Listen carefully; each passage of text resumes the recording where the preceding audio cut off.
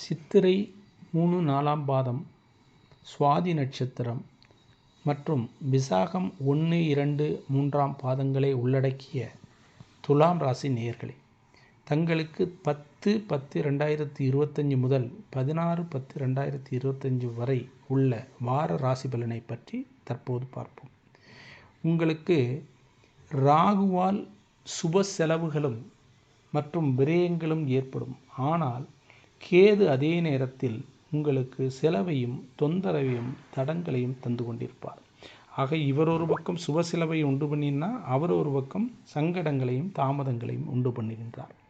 மேலும் உங்களுக்கு குரு நல்ல பார்வை பெறுவதாலும் கேதுவின் சில தடங்களானாலும் நிம்மதியை தரக்கூடிய ஒரு செயல்பட்டாலும் தாங்கள் தொழில் ரீதியாக முன்னேற்றமும் படிப்படியாக உறவுகளின் மேம்பாட்டையும் பெறுவீர்கள். ஆனால் உங்களுக்கு சூரியனால் உங்களது தொழில் ரீதியாக மிகவும் விரைவாகவும் செயல்பாட்டில் விறுவிறுப்பும் உண்டாகும்.